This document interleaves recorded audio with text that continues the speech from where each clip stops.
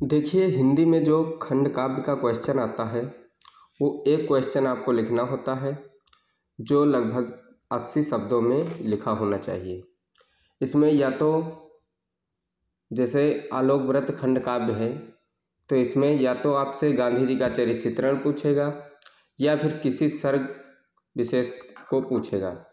तो चलिए पहले हम खंड काव्य के सर्गों को देख लेते हैं, उसके बाद गांधी जी के चरित्र चित्रण को देखेंगे।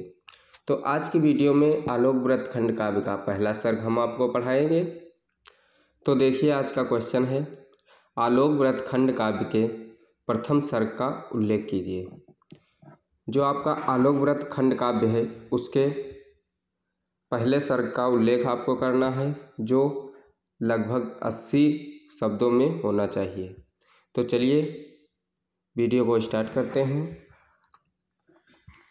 देखिए, आलोक व्रत खंड काव्य की कथा गांधी जी के जन्म से लेकर स्वतंत्रता प्राप्त तक की ऐतिहासिक कथा है।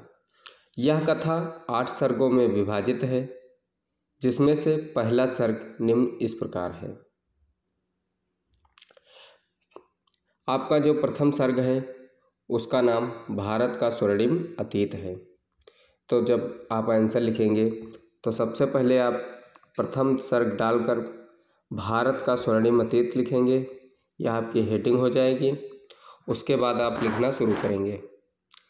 देखिए, प्रथम सर्ग में कवि ने भारत के अतीत गौरव तथा तत्कालीन पराधीनता का वर्णन किया है।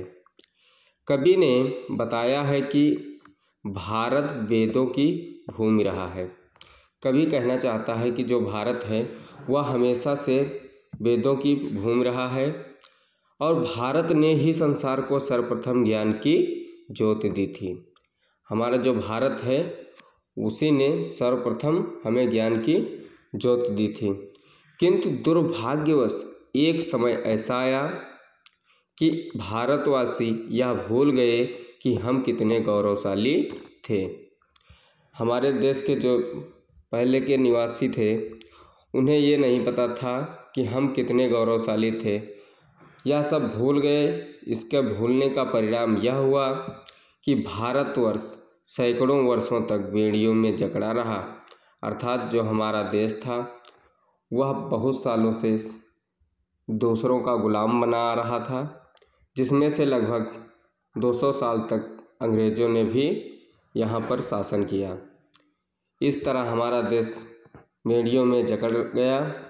सन 1857 की क्रांति के बाद गुजरात के पोरबंदर नामक स्थान पर एक दिव्य ज्योति, गुजरात का जो पोरबंदर नामक स्थान है वहाँ पर एक दिव्य ज्योति अर्थात मोहनदास करमचंद गांधी के रूप में प्रकट हुई।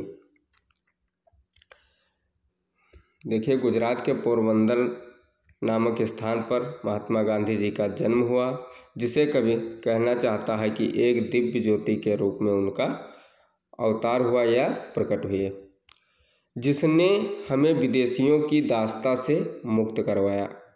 गांधी जी के जन्म के साथ ही प्रथम सर्ग समाप्त हो जाता है।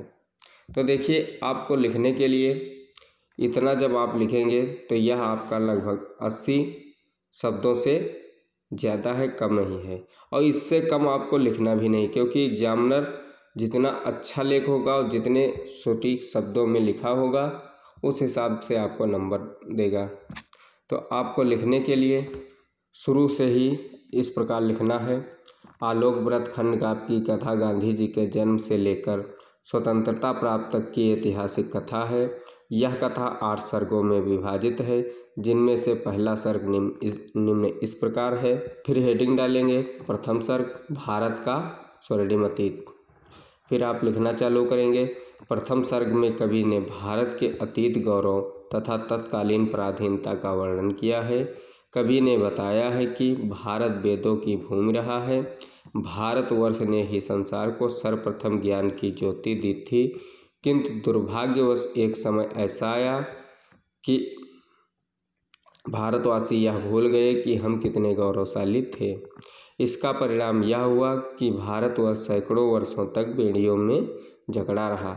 सन 1857 की क्रांति के बाद गुजरात के पोरबंदर नामक स्थान पर एक दिव्य ज्योति मोहनदास करमचंद गांधी के रूप में प्रकट हुई, जिसने हमें विदेशियों की दासता से मुक्त कराया। गांधी जी के जन्म के साथ ही प्रथम सर्ग समाप्त हो जाता। इतना आपको लिखना है। तो आज के लिए बस इतना ही। कल की वीडियो में हम आपको आलोक व्रत खंड काव्य के द्वितीय सर्ग का वर्णन करेंगे, अर्थात उल्लेख करेंगे।